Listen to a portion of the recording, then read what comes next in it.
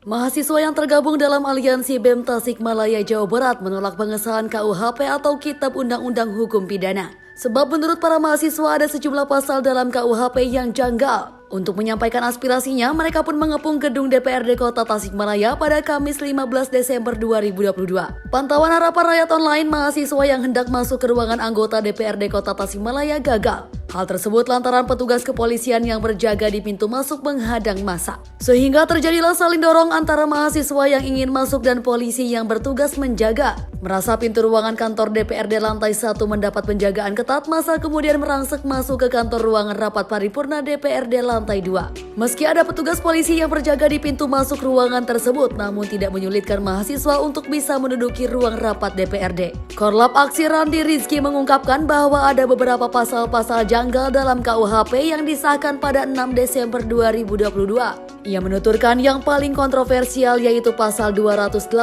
ayat 1. Pasal tersebut menyinggung tentang larangan menyerang kehormatan presiden dan wakil presiden. Oke, untuk pasalnya itu ada pasal 218 ayat 1. Setiap orang yang di muka umum menyerang kehormatan atau harkat dan martabat presiden dan atau wakil presiden dipidana dengan pidana 3 tahun. Nah, yang kita kritisi harkat dan martabat presiden ini seperti apa? Karena tidak ada tolak ukurnya.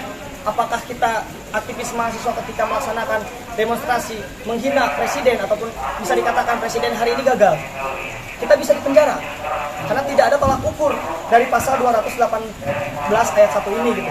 Kemudian juga di pasal 240 ayat 1, setiap orang yang di muka umum dengan lisan atau tulisan menghina pemerintah atau lembaga negara dipidana dengan pidana penjara lama 1 tahun 6 bulan. Jadi tidak hanya lisan, tapi tulisan juga. Nah, ini yang dimana oleh kawan-kawan jurnalistik diperjuangkan, karena pada hakikatnya jurnalistik menyelidiki pemerintah itu lewat tulisan. Kalau pasal ini disahkan, maka pemerintah hari ini membungkam aktivis mahasiswa dan membungkam para jurnalistik yang memang hari ini suka bersuara di tulisan maupun lisan itu sendiri.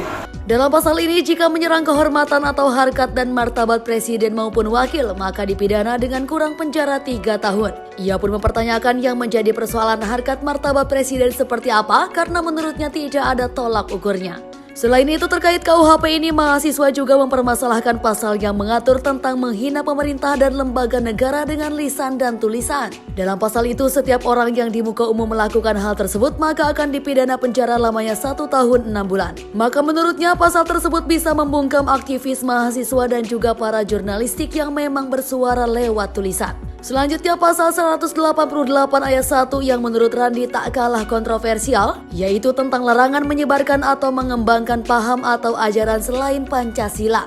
Ia menjelaskan bahwa paham tersebut terkait dengan ajaran komunisme dan marxisme. Jika melanggar maka hukumannya 5 tahun penjara. Randi mengatakan jika semua anggota DPRD Kota Tasikmalaya tidak hadir menemui massa, maka para mahasiswa akan menginap di gedung DPRD. Sementara itu, Wakil Ketua DPRD Kota Tasikmalaya Muslim menanggapi aksi mahasiswa yang demo terkait pasal KUHP yang bermasalah. Ia mempersilahkan mahasiswa untuk melaksanakan demo, nanti beliau akan sampaikan tuntutan keberatan pasalnya. Tapi beliau menyarankan agar untuk judicial review saja ke MK karena DPRD Kota Tasikmalaya hanya menampung aspirasi. Api Harapan Rakyat Tasikmalaya.